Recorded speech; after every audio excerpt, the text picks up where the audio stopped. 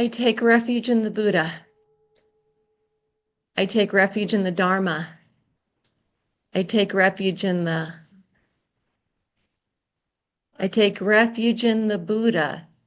I take refuge in the Dharma. I take refuge in the I take refuge in the Buddha. I take refuge in the Dharma. I take refuge in the Sangha.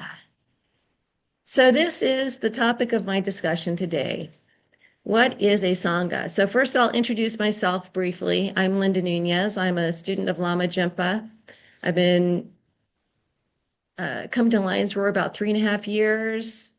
I think I'm coming up on having taken refuge 2 years. I think I'm coming up on that. It's a trip. Wow.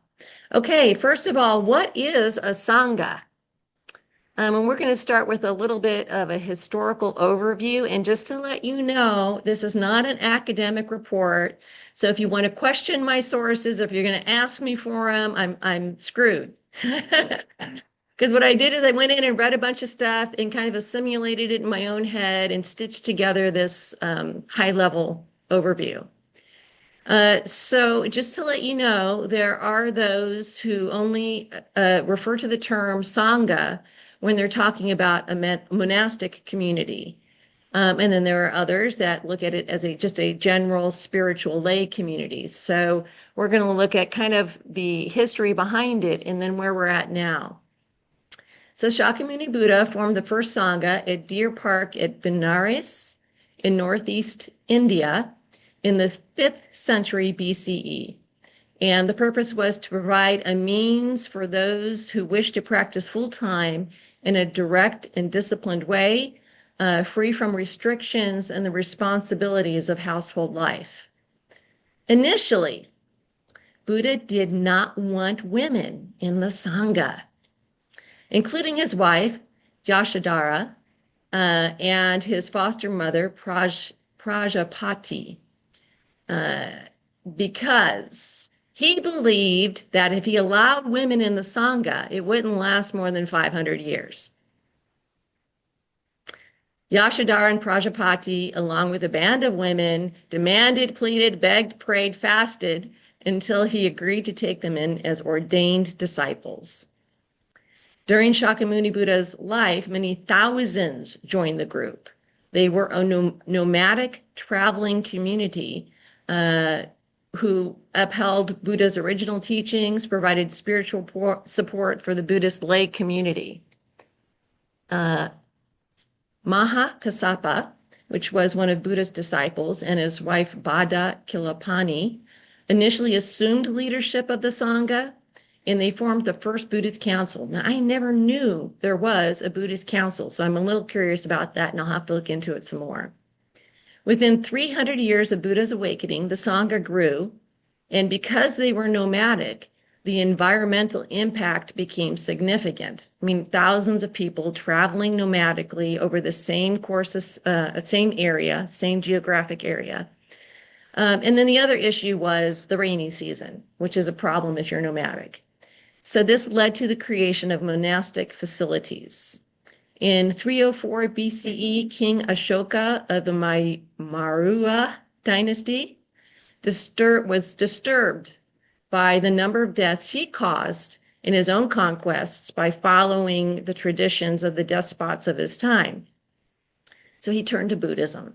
He became a Buddhist. I hope that he changed his wicked ways, but for the most part he did. And he actually was one of the folks behind creating the monasteries and monuments like the Sanchi Stupa. In the US, Buddhism and other Eastern religions started making their way in the 1800s, along with Asian migration. And later, the 1950s and 60s, with a movement referred to as the Zen boom among baby boomers who were experimenting with religion, among other things. Now I see you smiling over there, Susan. Were you a Zen boomer? You remember, good. Okay, from these movements, Sanghas, such as that established by Thich Nhat Hanh, at Plum Village emerged in the United States. And so today we are still adjusting to organizational best practices to align. And as you can see, now Sanghas can even be extended to the internet, which I believe, Susan, don't you belong to a Sangha that is largely internet-based, or am I mistaken? Okay, it's a hybrid. Together in person. COVID, we extended to the hybrid, and now we can have a member from anywhere because it's hybrid. Right. So that's a good point. One of the great benefits of being hybrid is that you can bring in people from all over the world. Like I think it was my first Dharma talk. I was referring to a trip I took in Holland, in Europe, and my aunt that I stayed with was actually able to join my Dharma talk during it from Holland, which was really cool. So there are benefits to having it online. But there's also benefits just to being in physical community with each other, don't you think? I mean, I think during COVID, we were all suffering, right? Feeling so separated from each other, and being able to come into the same physical space, I think does a lot for our hearts. All right, so what does the contemporary Sangha in the US look like today? So a couple weeks ago, I was driving to Chico and I was listening to NPR, and they had a series of podcasts about the decline of religion in the United States. It isn't looking good for any religion. And actually, I think it's across the world. Muslims are having more babies. So in terms of population, they're still growing. According to Gallup, Buddhism is shrinking across the world with two exceptions, South Korea and the United States. We have the highest entrance rate, 48% of American Buddhists that came from non-Buddhist communities. Surprise, surprise. According to the Pew Research Center, only 1% of US adults identify as Buddhists. Approximately 40% of those are 50 and older. And the greatest concentration is in the Western US, Hawaii, and the San Francisco Bay Area. Surprise, surprise.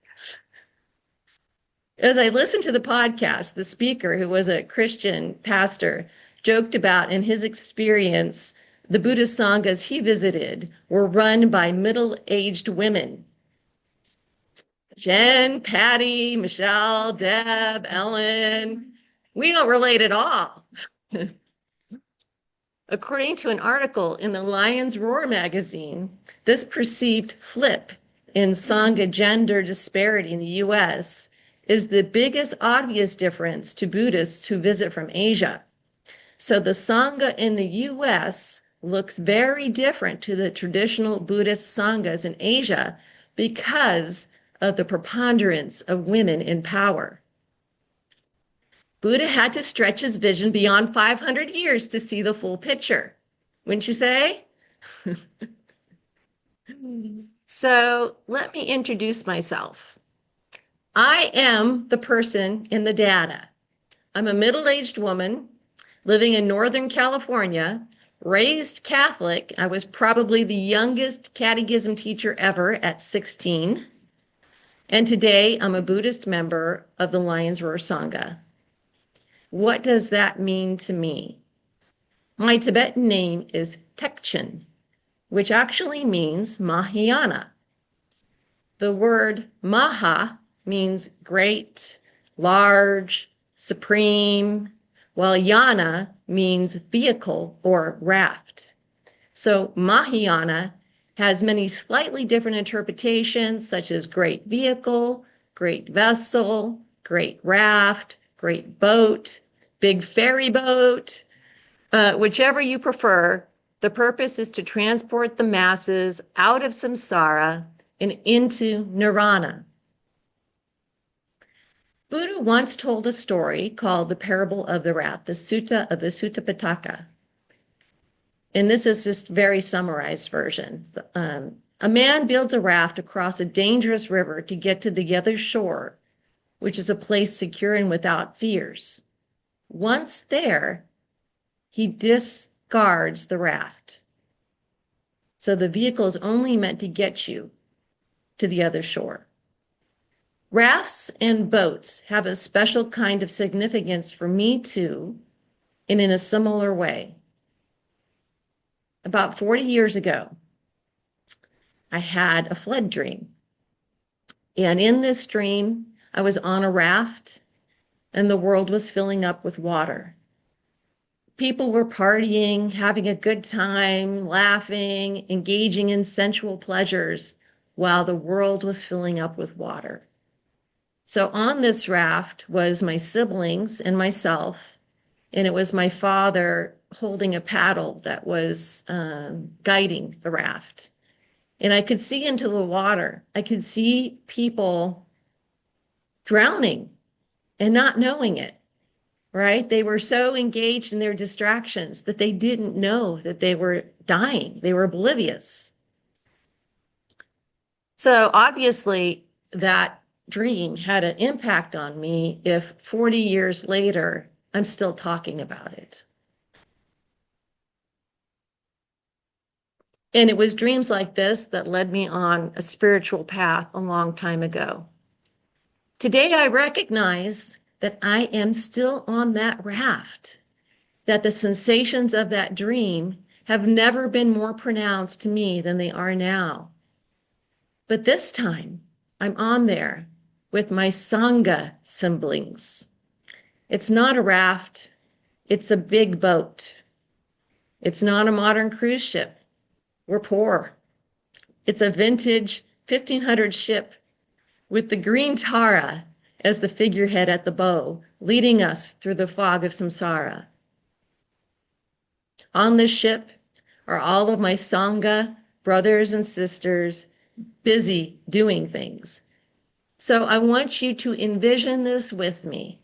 If it helps for you to close your eyes, then you can do that. I'm going to share with you my vision. You are more than welcome to add to that.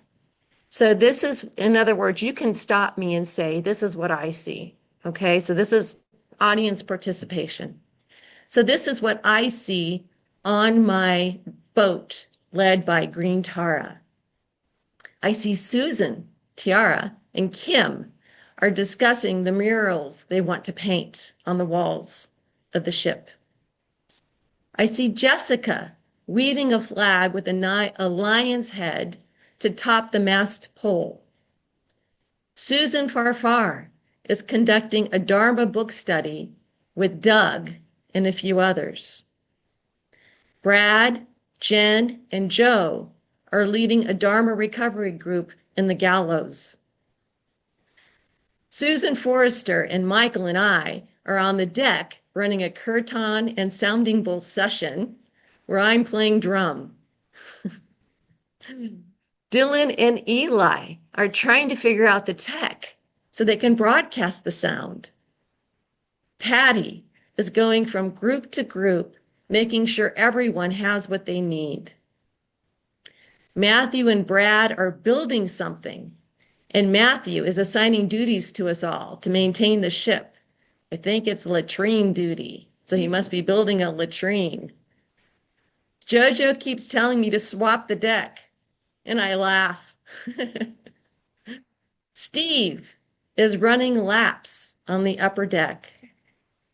Michelle, Heather, Deb, and Ellen are working in the kitchen with some others getting food ready. When she's not running after her son, who's been playing pirate games with Daniel, Autumn is taking pictures of us. In the evening, Jessica, Charla, and I gather people for an ecstatic dance, while Zach entertains us by juggling fire. I bet you didn't know he could do that. Ella is reading people's tarot cards, and Bill is capturing it all on video. At some point, Brad jumped in to help Eli and Dylan get the tech working properly. As we wind down from our various activities, we can hear Dirk's voice over an intercom reading the Vajrasattva mantra in perfect Sanskrit for the phases of the moon, and we join him in the practice. While all this is going on, Some of our members drop back into the water and leave us, while others who recognize that they are drowning in samsara climb into our boat to check it out. We miss the people who leave and welcome the people who come, reminding ourselves that this is impermanence. While some are with us for only a short time, we hope that their time on our ship is impactful for them, and we hold them in our memories and in our hearts. Where is Lama? Where is Lama? He's the captain? Okay. We can't see him, but Lama is in two places at once. He's at the helm of the ship, turning the wheel of Dharma until samsara ends. And he's in each one of us. We are all the jewels in the treasure chest, the pirate's booty on ship Lion's Roar. Together, we are the Sangha. We are the third precious jewel of Buddhism. We have decided to stay. We are lifers. We live in our lives in community with each other. As we grow and evolve, we share precious moments, karma, that follow us through this life and the next. Even if we won't remember, we have likely crossed paths in previous lifetimes as brothers, sisters, fathers, mothers, friends, lovers. We will cross paths again.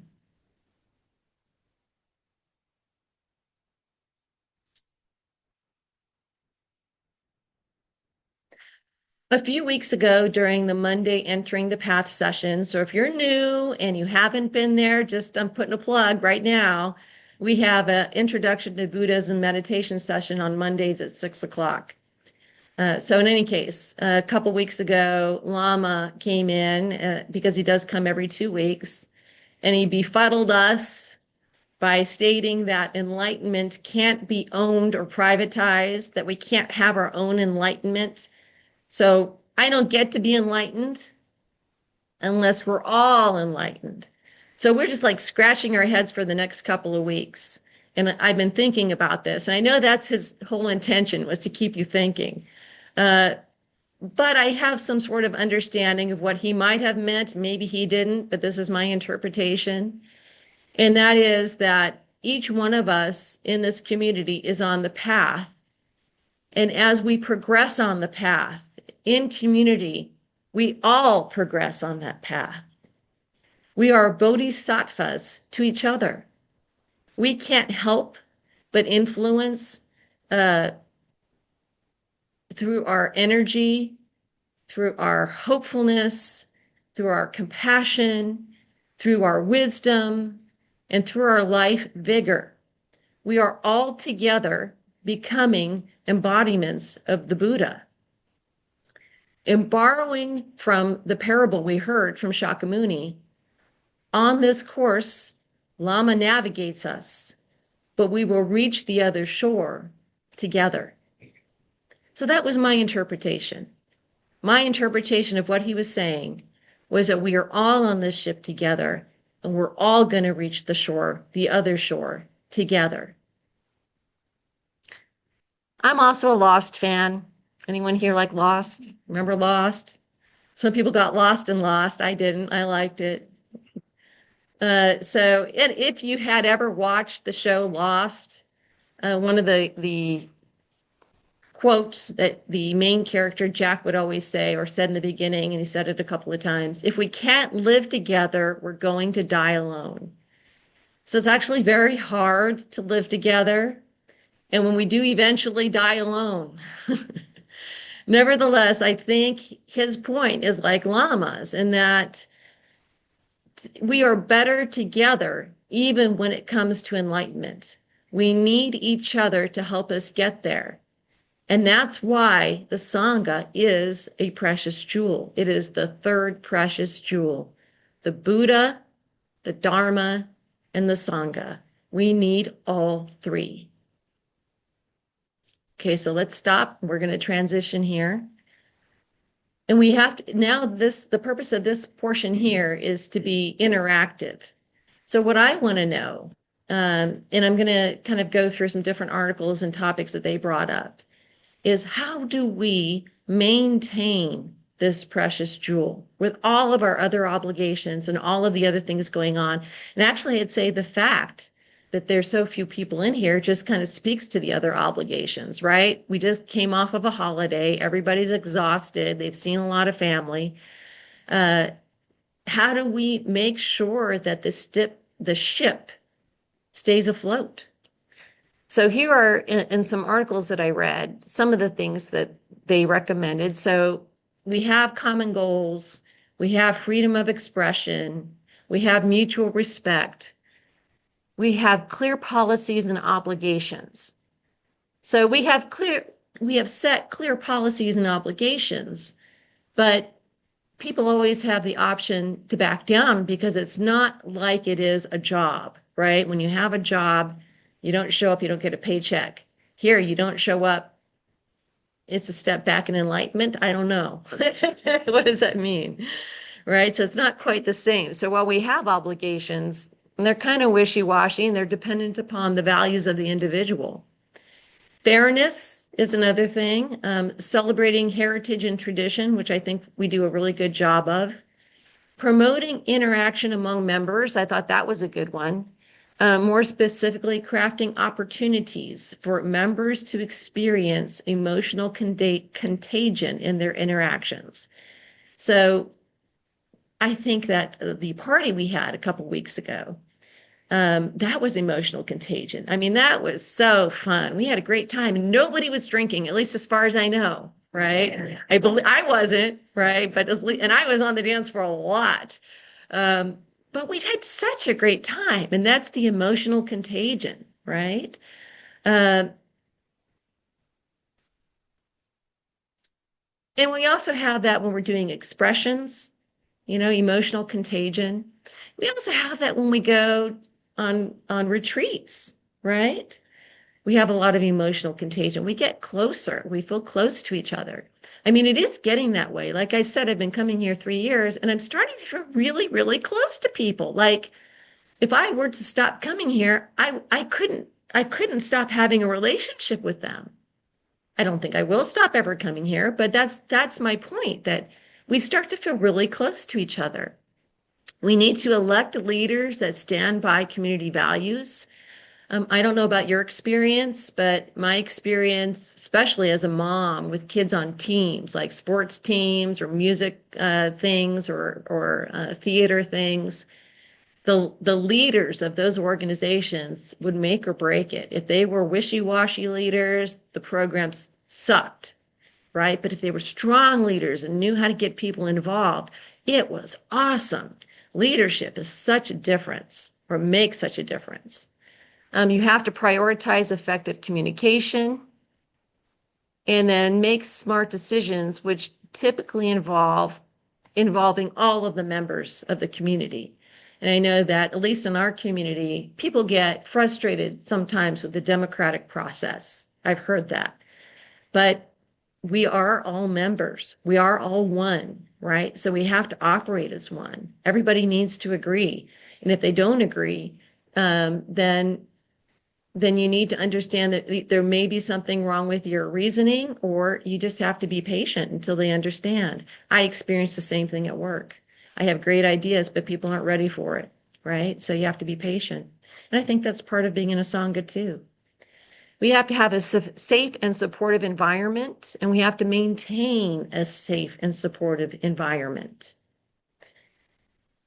which means that when we are like a family, and since we all spent Thanksgiving most likely with friends and family, they don't always get along, right? So we have to maintain a safe and supportive environment, knowing that we might not always get along with each other, but it doesn't have to ruin things. We can work through it, just like we have to with our families when we show up every Thanksgiving. It's important to have an infrastructure. Well, we have a building here. I don't think any other Sangha in the Sacramento area owns their building, do they? I mean, do they? Yeah. There is another group. Well, I'm not familiar with it, but we have a building. It's a nice building. That helps. We have committees. We have an administrative group, and we have various leaders on those different groups and committees. We have an infrastructure. A lineage. Yes. And we even have a lineage that guides us. That's right. That's right. So we're not creating all of these things. We're following best practices of many, well, if you were talking about a lineage, we're talking well, at least 1,500 years. No, thousands of years. More than that. Yeah, it would be 2,500 years. Right. We have to have strong leadership and visionaries. So we have to have people that can see the future of the Sangha and work toward it. And we have to stay connected to our roots. There you go, Patty. Stay connected to the lineage. And then it has to be sustainable for future generations. So whatever we do here, we have to keep in mind that we don't proselytize in Buddhism. We don't go knock on doors and try to get people to join, right? You can check it out. If you're in, you're in. If you're not, you're not. It's up to you. We're not pushing anyone to do anything. I personally would like to pull people out of the water and onto the raft, right? But they have to want to come. They have to put their hand up in order for me to pull them out. They have to recognize that they're drowning. So we have to determine, how do we sustain when we don't proselytize? How do we sustain our Sangha over the course of years and possibly generations? So these are the questions I'm asking to you. And because it's right after a holiday, there's actually not a whole lot of Sangha members to respond to that. But for those of you who are here, what are your thoughts? So I'm opening it up now. What are your thoughts? How do we maintain a healthy Sangha and prepare for the future?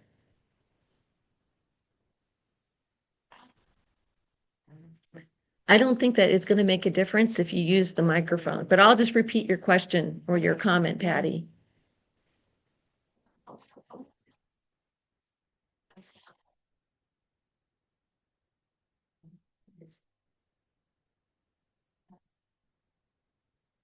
Right.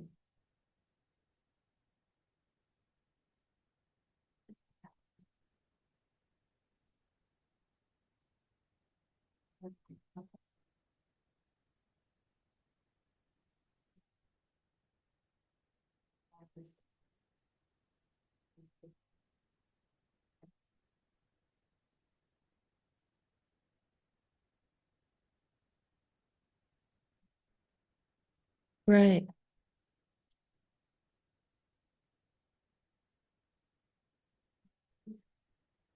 Right. So if you guys didn't hear Patty, she was talking about expressions and Tai Chi and yoga and some of the secular things that we do. Recovery, right, right. Recovery, all those things we kind of just talked about in the Dharma meeting or the Sangha meeting we had last week. But all those things contribute to the community. And then the lineage is all of the visiting teachers that you were talking about that are a part of us. That's right. We are, and we are part of them. So that's kind of like our extended Sangha. Right. I was going to say something I think about a lot. So Buddhism, and really invested in social psychology and in culture sociology. But part of the larger problem is that we're fighting a way where people have increased social autonomy. They can get more communities whenever they're interacting, right? And what that's leading to is like more of these more less if you have less social that's interacting with different ranges of people and then the very economy where there's a small group hanging out and spreading it for more than there's all of these sort of like those things that happening in Raft online. And then you have more people who are training to online. Right. Where you're reading this book about Buddhism and optimism, and I'm authentically. And I've practiced over the years, really targeted with the autism thing. I don't know how to explain it, how to explain all the things, a lot of the people in the book, they're excited about it, find out about this thing online, found out. Like, I'm learning about it. It's really getting on the like, more of like, supporting doing exclusive and community building, because that's something that goes on in the client in the US. And there's really a lot of things that don't cost money. All right. Well, I'm sorry. What was your name? Independence. So I'm just repeating some of what you said. I'm going to be paraphrasing here to the folks out there. A gentleman named Independence was sharing that because of the changing nature of socializing, that a lot of it is online, or people can choose from different types of communities that it sounds like, so I'm putting some words in there, they pigeonhole themselves in certain communities and they aren't exposed to others like ours. And I think that's interesting and a really good point. And so I think what makes us unique is that, I mean, I have plenty of experiences in a virtual environment, but I prefer the 3D environment. I mean, I think we forget 3D is so much more robust than the virtual stuff. And for one, it's more real. I also wonder, it's easy to have superficial relationships with people online. I had this one friend who had made some friends online and then he flew out east to meet them and they were horrible. They were horrible people. So he kind of lived in this illusion of who he thought these online friends were. And then when he went there, he found out they weren't like that at all. Well, we get to see our horrible face to face here, right? So we have to deal with it. That's a good point, though. Well, and I'm hoping that people who want something more substantial and authentic would make their way here. Anybody else? Any thoughts about how to maintain the health and secure the prosperity of the Sangha over the course of time? Daniel? Well, I think that you and Patty alluded to it, right? This idea that the Sangha is not just who we can see on the ship right now, that it's composed of many people, some of whom may not be visible. One thing I was struck by during the vision part of it was the people who were not named, Right. right? I couldn't get everyone in there. Of course. But one of the key points is that we recognize that there are the visible elements, the visible people, but there are people below deck. There's Right. people on lifeboats all around, there's people like part of a flotilla perhaps. And so there's like more going on than just what's visible. And I think that like remembering that, right, that we actually are connected to people, who also are not physically present here necessarily. Right. One of the pleasures is to get to know people who are not prominent, who are not super visible, and to see how incredibly integral they are to the entire climate, to the whole ship, right? That we really couldn't move forward without them. Right. So I think that's part of it. And my hope is that we'll be able to remember and see and really appreciate our Sangha members who are far and wide and who are not able to attend here in person. Right. I thank you for that, Daniel. So I'm just going to repeat for the audience out there. Daniel was talking about, in the vision exercise of the ship, I mentioned names of people who came up, and I think I even forgot Steve. Steve's running laps around the deck. Oh, did I? Okay. Okay. But in any case, I can't name everybody. I was thinking there were lots of folks I didn't put in there because it makes the vision so long. But they're also, so Marie Giles was another one. I thought, where can I put her in there? But we're not on Zoom because we only have an intercom. So, right. But yeah, all of those folks are also part of our Sangha, and that part of maintaining is actually what you're saying is to stay in connection with all of them.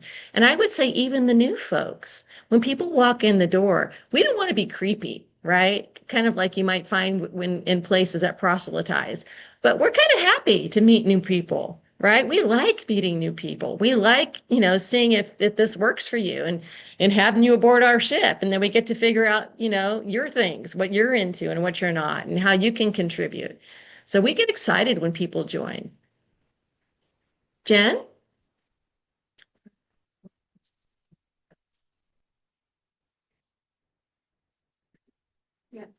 So, I just wanted to jump in on this as well. I know what everybody has been saying.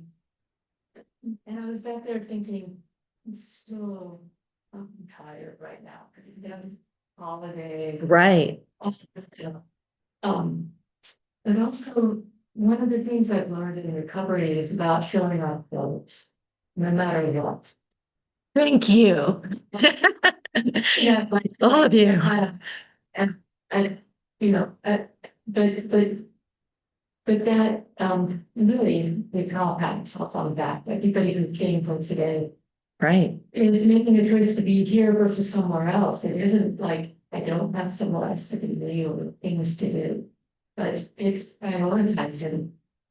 And when I'm feeling really tired and or emotionally stressed or just simply tired of being potatoes in the pot, I want to either retreat back home and to a very quiet place inside, to my private self, right?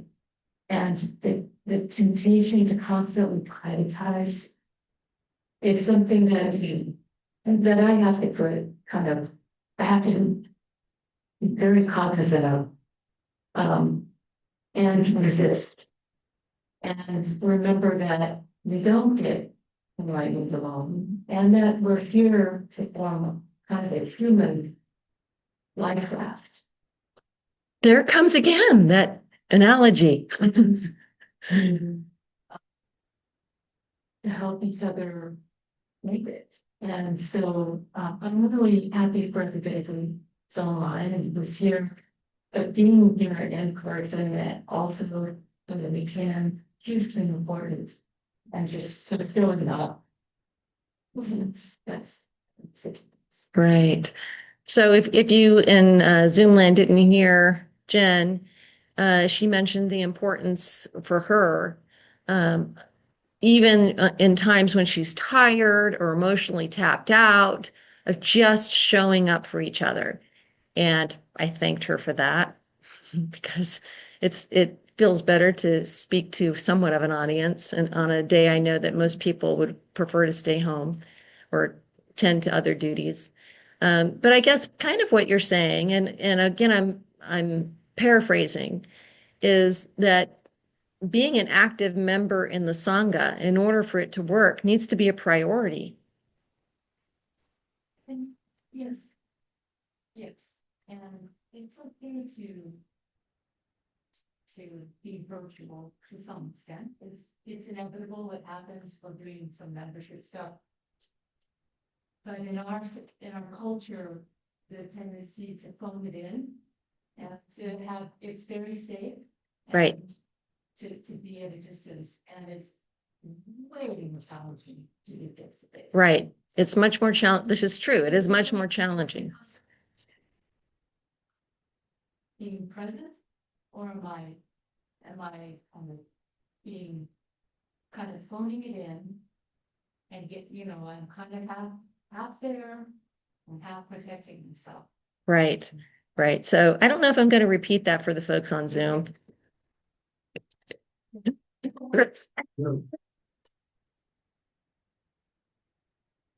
So paraphrasing, Jen is saying it's really easy in our contemporary culture to phone your presence, right? Instead of actually being there. And she feels like and I don't disagree. I completely agree that your presence, there's no replacement for that. Your physical, actual presence. And for me, I think that's the difference, like what I was talking about earlier. That's the difference between authenticity and something else, right? I think the more we're present, I mean, we already know that the world is full of illusions, right? I think the internet and the further away we get from physical presence, the deeper into layers of illusion that we are. Kind of like I was talking about with that friend, right? We're not having as authentic experiences in an illusory world.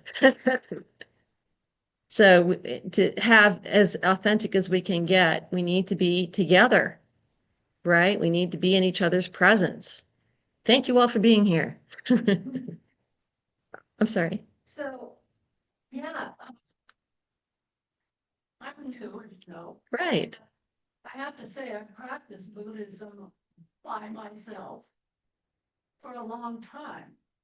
And coming here, it's just different, it's rich. And I'm hoping to make really good connections here. Because I need a Sangha, and I've known that for several years, and I've kind of been bouncing around trying to figure it all out. But I really feel at home here, and I feel comfortable. And I think this is going to be my spiritual home. Cool. So I just want to repeat for the Zoom audience, one of our newer members, Lee, right? Who I happened to partner with her during Tenzin Choki's class. So I got to know her a little bit then. She said that she's been bouncing around looking for a Sangha and she feels like she found a spiritual home. So welcome aboard. Swap the deck. Susan? Yeah, I really appreciate all the comments and I think it's pretty well known now that our society is going more and more away from interpersonal physical contact, which I think is vital for everything. Mm-hmm. And I think our Sangha feels like home, which I want to mention too, to the people here, because I think they're probably longer than everyone else except Patty. I think one way it's so important to get people here, and we're not alone in the fact, as several people mentioned, that, and you mentioned, that all groups, religious groups particularly, are losing physical contact with each other, with people. And I think that the only answer I can see is more of the social interaction things. As we said, the party was so much fun. We got to know people better. We go on retreat, which is very rare now that we are able to do a real retreat thing, where we stay overnight and do all that, to get to know each other. And the one thing that I remember over the years, before COVID, every Sunday we had some food and people went to the back, and it was a very connected. It kept people here. It kept the new people. We were able to talk with them and, get to know them. And I don't know how to get this to happen again. I've talked to Lama about it, but I think it's important that we try, even if it starts out small, that we try to do this social, where we have a chance to talk to each other over, I don't know, piece of bread or something. It was a time when I really connected with everybody, because you visit with them, you get to know what their life is about. And it was, something every Sunday. And I know other churches and things do that. Every Sunday, even when Lama wasn't here? Oh, yeah, it was every Sunday. And we just and there were more people here then, of course. Before COVID, we had a lot larger groups coming personally. And because COVID, then they were able to use the internet, which is great for those people that moved out of state. But what kind has happened to people in town are phoning in their presence instead of showing up? I'm sorry, I can't hear you back. Oh, No. Yes, yes. Right. Those kind of people, we can't serve like we once did. They need someone to care for their kids. That was part of why it was so many people here for a while. Yeah. But I think, I don't know, I'm just thinking of the people that were here for the food part. It wasn't all children. We had maybe half a dozen kids and families. They had 16. I used to That's work with them. With music. Okay, it's, Anyway, I don't know just exactly that we can maybe do something to keep that social connection. I think that's way. those, important. yeah, it was like the emotional contagion. That's was from one of the articles. So for the people in Zoom land, Sue Forrester is talking about how she'd seen the evolution of the Sangha over years, and that prior to COVID, I guess every Sunday they had a potluck, not just the Sundays that Lama was here, and they would connect with new people in different ways. So that's something to think about, like the emotional, what we have that's unique is each other, and we are here, right? And we are here physically. And we all share a lot. I mean, like, I think next weekend I'm going to be doing Kim's drawing stuff, and we have kirtan here. So if you want to learn, do some musical stuff, you can. And we have expressions. I mean, we all share our talents and our abilities. I mean, the art that was sold at auction, right? So it sounds like maybe that's a place of concentration is the uniqueness is that we're having real authentic experiences together, right? It's not, you can't have a ship with everyone on Zoom. Sorry, right? It's just not the same. Joe?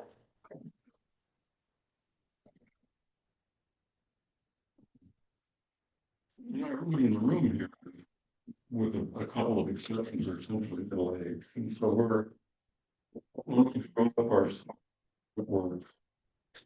We're formed based on person to person being in the same room and interacting and everything else. I don't think we know.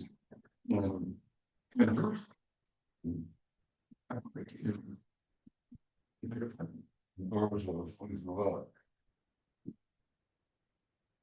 And you look at the thing, the in-person thing is what I need. I think in 10 years, we're going to find that what people need. And if we don't stick with it, if we just put down to this one thing, we're going to find it's for the contenders. I think we'd drive, we don't have over the line room is critical of that somehow and try to create the community that we get by being there in person. I don't know what the answer is. I think that's we don't think it's Okay. So I want to repeat what you said for the Zoom audience. You said the writing on the wall, and after your talk, I'm thinking it's the writing on the cave, right? But the kind of what Joe is saying is that the direction of the world, like it or not, is online or it's virtual. And that if we don't join that trend, our ship will sink. That's kind of what you're saying. So do we all create avatars in a virtual land in a avatar ship? And I mean, we can do that, and then it's inauthentic. And then are we being authentic to our lineage? And is there anyone out there that would still prefer the in-person experience? I don't know. I know I always would. And yeah, I don't know. I don't know the answer to that either, Joe, so kind of what you're saying is either we go this other route where it feels less authentic, and then we're successful, or we continue what we're doing and we may or may not be successful. Right? In 1997, it's on the Interpersonal, and a lot of the cultural differences is why I have a hard time finding before as well. I think my favorite talk in Valley Creek and it's about 2018. I think it was the first thing that came in, and it was, I think it was interesting because it wasn't until this year, them in the 20s, I realized what's it was actually like, you have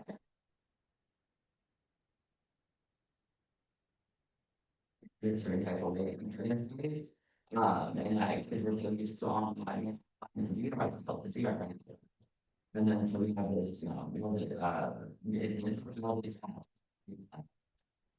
Logan, we're reading stuff, and, that's how it kind of, for personal heavily, and it was very jarring, like, and it was so weird coming into know it, so we bring out, the path where they have to deal with, like, that's what you're actually, it's only that we had, and so we're going to have that, everything. Yeah. You're going to get things like that, and it's, interestingly, like, most people I know, most of my friends don't talk to that, and I think they will be away from it. It's really, our friends, they will come back from on my own, it's really,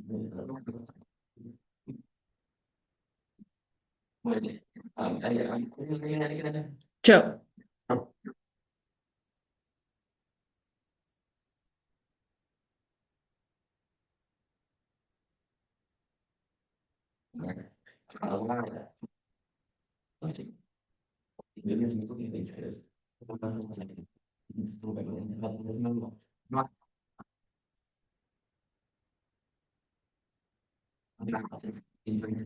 Right.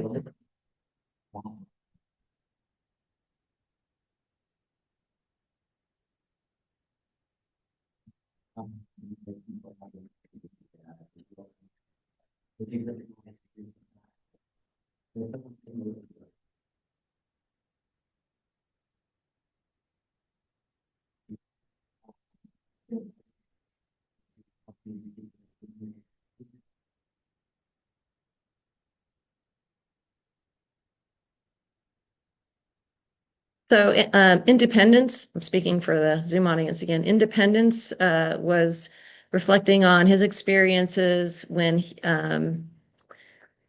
came in 2018 and then didn't come during COVID and has been a couple of times afterwards, is finding that kind of like Lee, he feels like he probably needs a Sangha. He's been practicing Buddhism on his own. And he also mentioned that he's from the anxious generation, and my son's only a year younger than you, so I'll have to consider that, my oldest son. So he comes from the anxious generation. And it sounds like kind of what you're saying is they don't know how to be in person, right? That the anxiety is around, oh, how do I, what do I do with all these people around here? What are they thinking, right? Yeah, because they are not having enough of it anymore, maybe, and not having enough of authentic meetings with people. So that's an interesting point.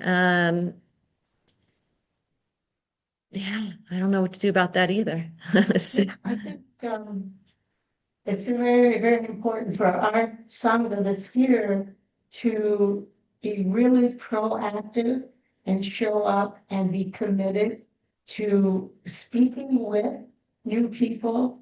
And that's what one of those things was after the thing and having food. Some new people will stay because there's gonna be food. They think it's kind of a neat way to get people, but that way, when you could talk to somebody.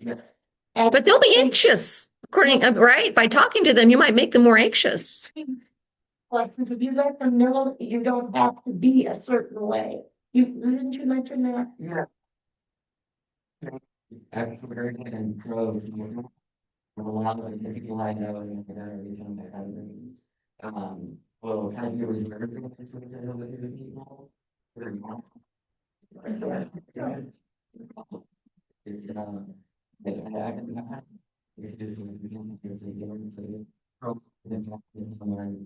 a lot of people aren't allowed to social.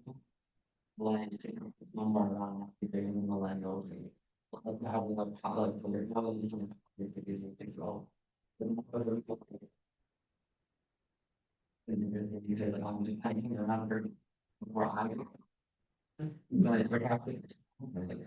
I think people like reading some news and or and stuff like that, like they can make. Yeah, we have that now. Feel that if we were to contact or talk to people, it wouldn't be more anxious for them, it would be something. That would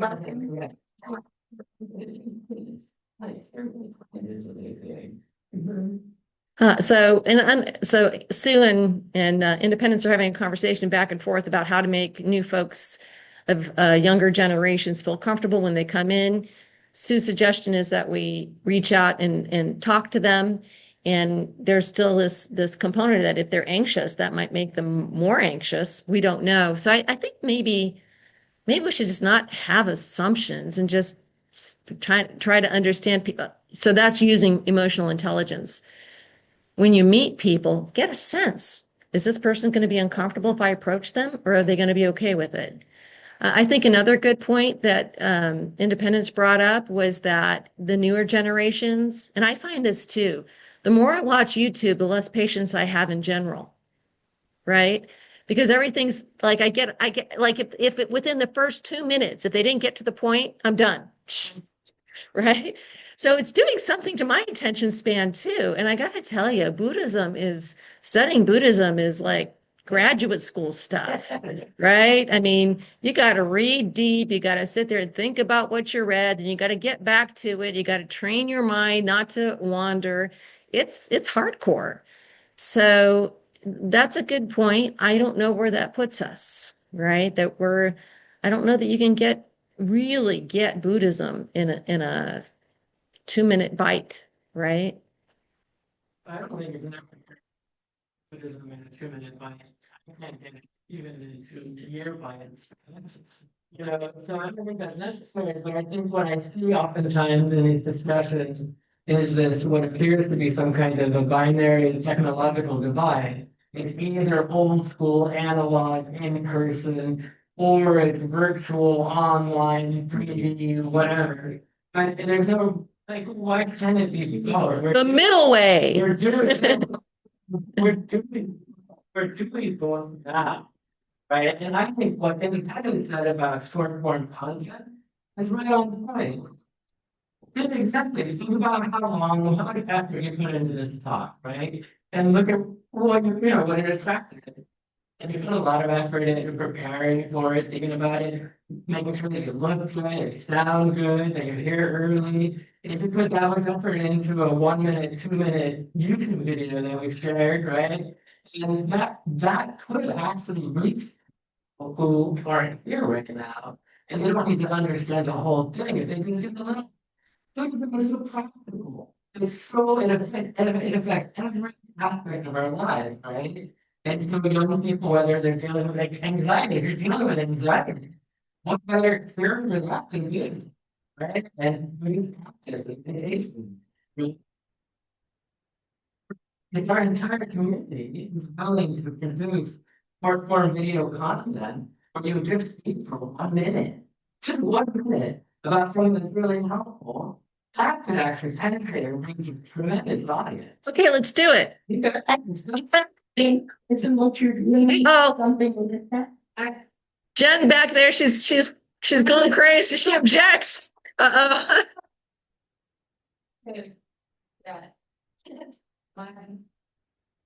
I don't know quite how it got here, because really it wasn't a critique of being online.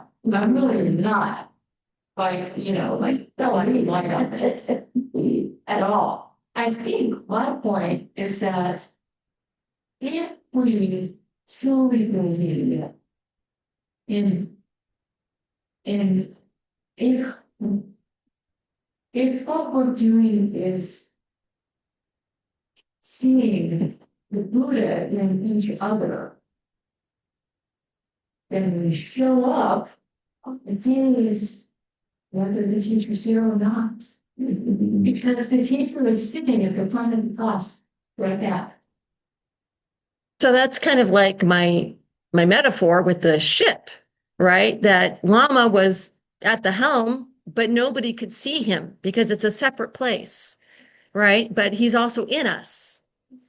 Right. Right. Right. Right.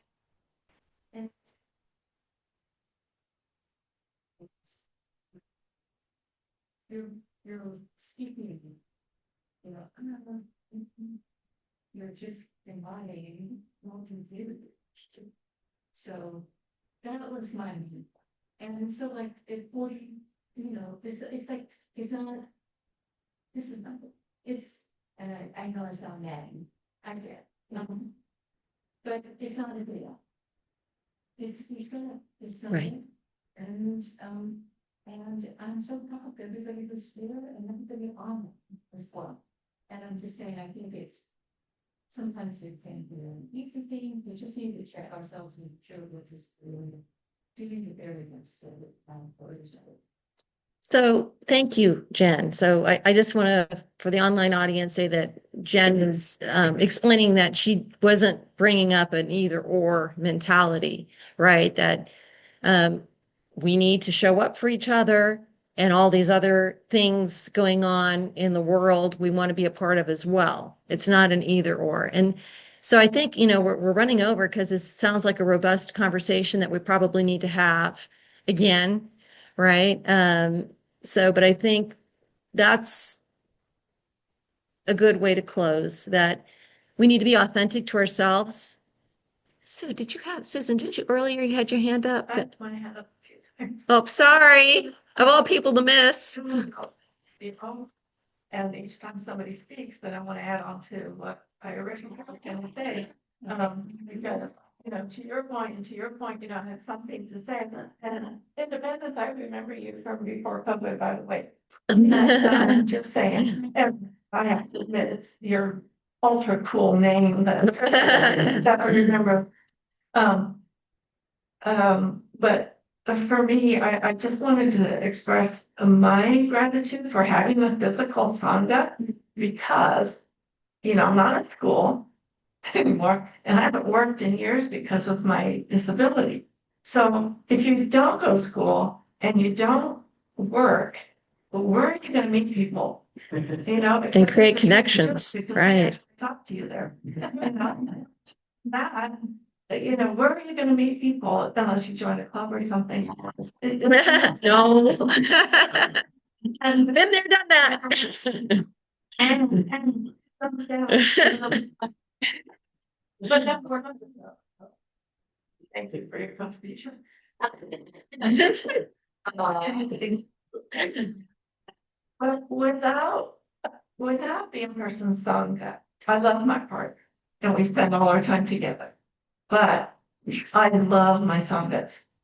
And there's nothing better than the in-person. Once in a rare while, I'll do them because I'm sick or something, whatever it is.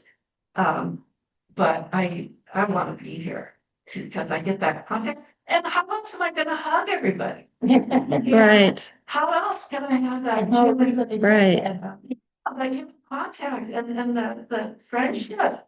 But I have so many wonderful friends here. I'm so grateful for all of that. But I also, maybe I'll take this off time because I know we're running over, but I have to tell you about my dream. Okay, we'll talk that. Because it has to do with your talk. Of course it does. Right. Yeah, and only you. So that's another thing. I don't know if the online folks that are in online Buddhist communities are having the degree of synchronicities you have when you show up in person. There's a lot of interesting things that go on when you're here.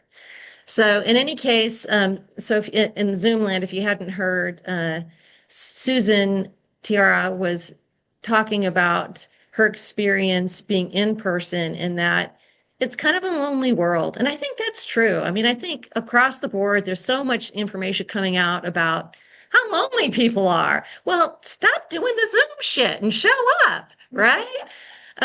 Because we are 3D biological entities, right? And there's things that you can't replace, like you can't replace a mother's hug, right? There's no like avatar that's going to hug you and love you like a mother. And that, well, you know what I mean, right? Or we want that. We do want that, right? It's part of our survival necessity. So in a Sangha, you do get the family, right? You get the siblings and all the problems that come with it, and all the challenges that come with it, and all the beauty that comes with it. And it doesn't feel the same if it's online, but certainly there is a component of developing our Sangha in a virtual space that would be helpful. So it's the middle way. We're not going away physically, but it sounds like a good idea to beef up the virtual presence too. But we are always going to be here. All right, that's all I have. Thank you very much.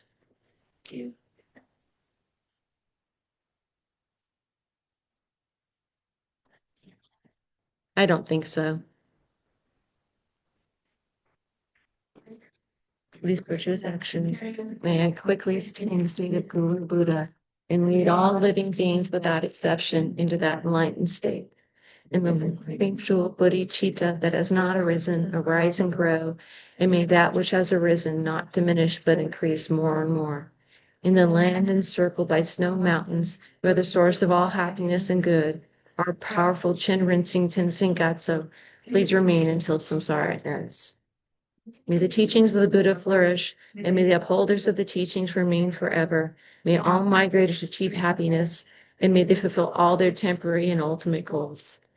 Lo Song, magical display of the deep awareness of all the victorious ones, merciful giver of a stream of profound and vast instructions, please, my creators, please remain always unperishing, unchanging, unfading.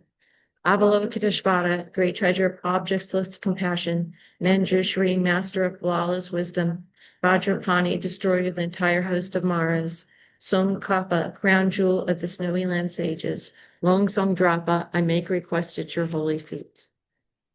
All right. Om